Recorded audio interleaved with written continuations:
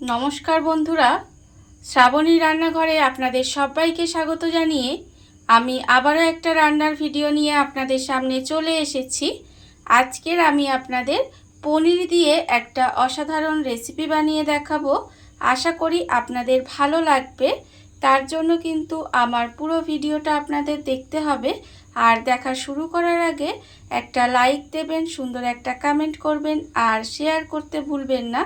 তাহলে চলুন আজকের আমি এই পনির দিয়ে কি বানাই সেটা আপনারা একবার দেখে নিন। রান্নাটা করার জন্য প্রথমে আমি এখানে দেখুন গ্যাসটা অন করে একটা কড়া বসিয়ে দিয়েছি আর কড়ার মধ্যে দিয়েছি বেশ কিছুটা জল। এইবারে আমি জলের মধ্যে দিয়ে দেব, এখানে আমি রেখেছি একটা মাঝারি সাইজের পেঁয়াজ, একটু এইভাবে কুচি করে রেখেছি, সেই পেঁয়াজটা আমি এখানে দিয়ে দিলাম। এবারে আমি এর মধ্যে দিয়ে দেব রসুন। এখানে আমি 6 কোয়া মতো রসুন রেখেছি, 6 থেকে 7 কোয়া মতো, সেই রসুনটা আমি এখানে দিয়ে দিলাম। আর আমি এখানে দেব আদা, এখানে অল্প একটু আদা রেখেছি, সেই আদাটাও কিন্তু আমি এখানে দিয়ে দিলাম। এবারে আমি এর মধ্যে দিয়ে দেব একটা তেজপাতা, আমি মাঝখান থেকে ছিঁড়ে রেখেছি, সেই তেজপাতাটা দিয়ে দিলাম। আর দেব এখানে অল্প একটু গোটা গরম মশলা। গোটা গরম মশলার মধ্যে আছে দারচিনি, এলাচ আর লবঙ্গ। এবারে আমি এটাকে খুব ভালোভাবে প্রথমে সেদ্ধ করে নেব। এটা কিন্তু প্রথমে খুব ভালোভাবে সেদ্ধ করে নিতে হবে। আর আমি প্রতিদিনের মতো আপনাদের একটা কথাই বলবো যে প্লিজ আমার ভিডিওটা আপনারা টেনে টেনে দেখবেন না, পুরো ভিডিওটা দেখুন, আশা করি আপনাদের ভালো লাগবে। দেখুন আমি কিন্তু প্রথমে এটাকে খুব ভালোভাবে সেদ্ধ করে নেব। সমস্ত কিছু আমার এখানে খুব ভালোভাবে সেদ্ধ হয়ে গেছে। আমি কিন্তু এখানে সব কিছু খুব ভালোভাবে সেদ্ধ করে নিয়েছি। এবারে এইগুলোকে আলাদা একটা জায়গায় তুলে রাখবো। আর তুলে কিন্তু এটাকে একটু ঠান্ডা করে নিতে হবে। এটা কিন্তু আলাদা করে তুলে রেখে প্রথমে খুব ভালোভাবে এটা ঠান্ডা করে নিতে হবে। পেঁয়াজ, আদা, রসুন আর তেজপাতা, গোটা গরম মশলা এখানে কিন্তু সেদ্ধ করে আলাদা করে ঠান্ডা হতে দিয়েছি। আর অন্যদিকে দেখুন গ্যাসটা অন করে আবারও কিন্তু কড়াটা ধুয়ে বসিয়ে দিয়েছি। এবারে আমি কড়াই দেব সর্ষের তেল। এখানে আমি রান্নাটা সর্ষের তেলে করব, আপনারা কিন্তু যে কোনো রান্নার তেলে রান্নাটা করতে পারেন। এবারে তেলটা এখানে যতক্ষণে গরম হচ্ছে ততক্ষণে আমি এখানে পনিরটা কিন্তু একেবারে ছোট ছোট করে চৌকো চৌকো করে কেটে রেখে দিয়েছি। এবারে পনিরের মধ্যে দিয়ে দেব অল্প সামান্য একটু নুন দিয়ে দেব। আর দেব আমি এখানে অল্প একটু হলুদের গুঁড়ো। আর এর মধ্যে দেব অল্প সামান্য একটু লঙ্কার গুঁড়ো আর একটু সর্ষের তেল দিয়ে এটা কিন্তু খুব ভালোভাবে মাখিয়ে নেব। এটা কিন্তু খুব ভালোভাবে হাত দিয়ে একটু মাখিয়ে নিতে হবে। প্রথমে কিন্তু এটা সুন্দরভাবে একটু হাত দিয়ে মেখে নেব। পনিরের মধ্যে সমস্ত মশলাগুলো আমি এখানে হালকা হাতে মাখিয়ে নিয়েছি। আর অন্যদিকে কিন্তু কড়াই যে তেলটা গরম হতে দিয়েছিলাম সেই তেলটাও কিন্তু এখানে সুন্দরভাবে গরম হয়ে গেছে। এইবারে আমি এর মধ্যে দিয়ে দেব পনিরগুলো। যে পনিরটা আমি এখানে মশলা মাখিয়ে রেখে দিয়েছিলাম সেই পনিরগুলো কিন্তু আমি তেলের মধ্যে দিয়ে দেব। দিয়ে পনিরগুলোকে হালকা করে একটু ভেজে নেব। পনিরগুলো কিন্তু এইভাবে তেলের মধ্যে দিয়ে একটু উল্টে পাল্টে হালকা করে প্রথমে ভেজে নিতে হবে। পনিরগুলো আমার এখানে হালকা করে ভাজা হয়ে গেছে। এইবারে আমি পনিরগুলোকে আলাদা করে তুলে রেখে দেব। পনিরগুলো কিন্তু আমাকে এখানে আলাদা করে তুলে রেখে দিতে হবে। তেলটাকে আমি খুব ভালোভাবে ঝাড়িয়ে নেব। ছাড়িয়ে নিয়ে কিন্তু পনিরটা আমি আলাদা করে এইভাবে তুলে রেখে দেব।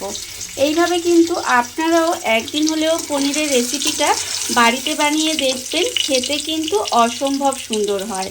আপনারা ভাত, রুটি, লুচি, পরোটা, যে কোনো নান, যে কোনো কিছুর সাথে কিন্তু আপনারা এই রেসিপিটা একবার হলেও বানিয়ে দেখতে পারেন। দেখুন আমি কিন্তু এখানে পনিরগুলো আগে তুলে নেব। পনিরগুলো আমি এখানে তুলে আলাদা করে রেখে দিয়েছি। এইবারে ওই তেলের মধ্যেই কিন্তু রান্নাটা করব। তেলের মধ্যে আমি আর কিছু দেব না, প্রথমে আমি দিয়ে দেব আলুটা। এখানে কিন্তু আলুটা আমি এখানে রেখেছি দুটো মাঝারি সাইজের আলু একেবারে ছোট ছোট করে ডুমো করে কেটে রেখেছি, সেই আলুটাও কিন্তু তেলের মধ্যে দিয়ে দিলাম। দিয়ে আলুটাকে প্রথমে খুব ভালোভাবে ভেজে নিতে হবে। একেবারে লাল লাল করে কিন্তু আলুটা আমি এখানে ভেজে নেব। আর এই রান্নাটা করতে কিন্তু খুব বেশি সময় লাগে না, খুব অল্প সময়ে রান্নাটা হয়ে যায় আর খেতেও কিন্তু ভীষণ সুন্দর হয়। দেখুন আমি কিন্তু এখানে আলুটা একটু ভেজে নেব। আর যতক্ষণে আমার এখানে আলুটা ভাজা হচ্ছে ততক্ষণে আমি যে মশলাগুলো এখানে সেদ্ধ করে রেখেছিলাম সেই মশলাগুলো আমি মিক্সির মধ্যে দিয়ে পেস্ট করে নেব। মশলাগুলো কিন্তু আমার এখানে মিক্সির মধ্যে নিয়ে নিতে হবে, নিয়ে পেস্ট করে নিতে হবে। আর এটা কিন্তু অবশ্যই ঠান্ডা করে তবে মিক্সির মধ্যে দেবেন। অবশ্যই কিন্তু এটা ঠান্ডা হয়ে গেলে তারপরে মিক্সিতে দিয়ে পেস্ট করে নেবেন। গরম অবস্থায় কিন্তু এটা মিক্সির মধ্যে দেবেন না।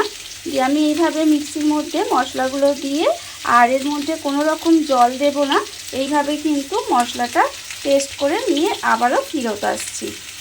মশলাটা আমার এখানে রেডি হয়ে গেছে। মশলাটা কিন্তু আমি এখানে রেডি করে নিয়েছি। আর অন্যদিকে যে আলুটা ভাজতে দিয়েছিলাম সেই আলুটাও কিন্তু এখানে সুন্দর করে লাল করে ভাজা হয়ে গেছে। আলুটা কিন্তু এইভাবে একটু লাল করে ভেজে নিতে হবে। আমি কিন্তু এইভাবে একটু লাল করে ভেজে নিয়েছি। এইবারে যে মশলাটা এখানে রেডি করে রেখেছিলাম সেই মশলাটা কিন্তু আমি এখানে দিয়ে দেব। মশলাটা কিন্তু এইভাবে দিয়ে দিতে হবে। মশলাটা আমি এখানে আলুর মধ্যে দিয়ে দিয়েছি, মানে কড়াই যে আলুটা ভাজছিলাম তার মধ্যেই কিন্তু মশলাটা দিয়ে দিয়েছি। দিয়ে এবারে এর সঙ্গে একটু কষিয়ে নিতে হবে। আলুর সঙ্গে কিন্তু মশলাটা দিয়ে একটু কষিয়ে নেব। এই ধরুন 1 থেকে 1.5 মিনিট মতো আমি একটু এইভাবে তেলের মধ্যে মশলাটা কিন্তু কষিয়ে নেব। আর এইভাবে কিন্তু ভীষণ সহজে রান্নাটা হয়ে যাবে, ঝামেলা কম, তাড়াতাড়ি রান্নাটা হয়ে যাবে। দেখুন আমি কিন্তু এটা একটু সময় কষিয়ে নেব। কষানো আমার হয়ে গেছে। এইবারে আমি এর মধ্যে দিয়ে দেব, এখানে আমি রেখেছি আন্দাজ মতো নুন, আছে আমার 1/2 চামচ হলুদের গুঁড়ো, 1/2 চামচ লঙ্কার গুঁড়ো, 1/2 চামচ জিরের গুঁড়ো, 1/2 চামচ ধনের গুঁড়ো আর 1/2 চামচ চিনি। এটা কিন্তু আমি এখানে সমস্ত গুঁড়ো মশলাগুলো এখানে দিয়ে দিলাম।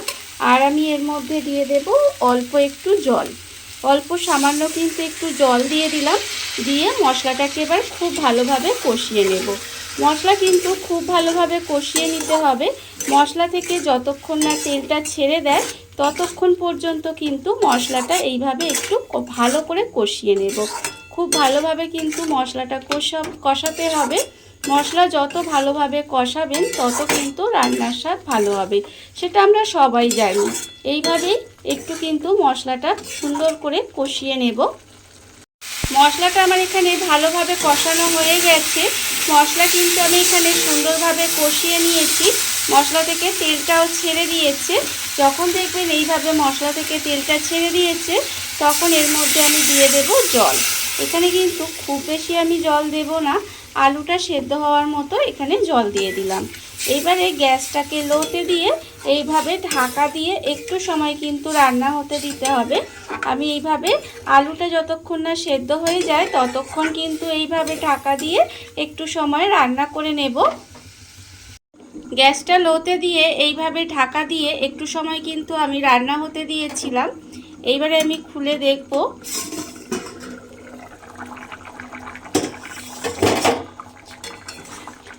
দেখুন এখানে কিন্তু আলুগুলো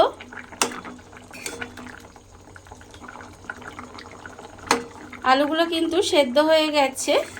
যখন দেখবেন আলুগুলো এইভাবে সেদ্ধ হয়ে গেছে তখন কিন্তু আমি এর মধ্যে যে পনিরটা আমি এখানে ভেজে রেখে দিয়েছিলাম সেই পনিরটা কিন্তু এখানে দিয়ে দেব। ভাজা পনিরটা কিন্তু এখানে দিয়ে দিতে হবে।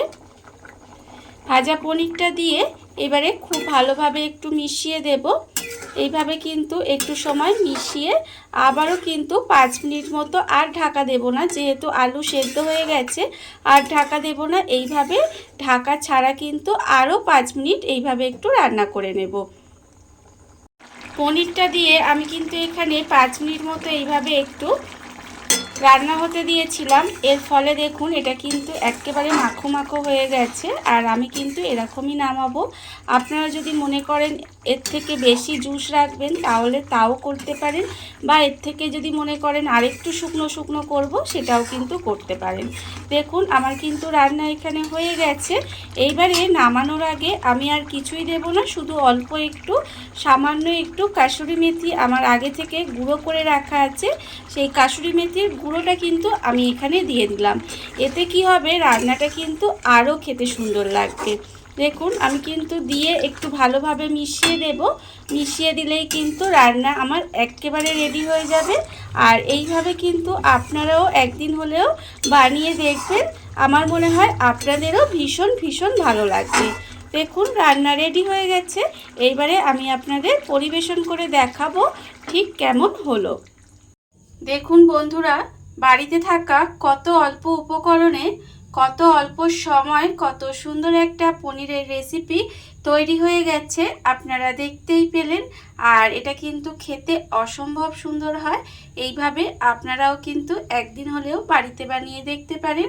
আর এই ভিডিওটা যদি আপনাদের ভালো লেগে থাকে, আপনারা যদি ফেসবুক থেকে দেখে থাকেন পেজটি ফলো করে দেওয়ার অনুরোধ রইল।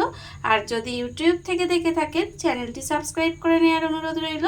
তাহলে চলুন ভিডিওটা আমি এখানেই শেষ করছি। আপনারা সবাই ভালো থাকবেন, সুস্থ থাকবেন। আবারও হাজির হব নতুন কোনো রান্না নিয়ে।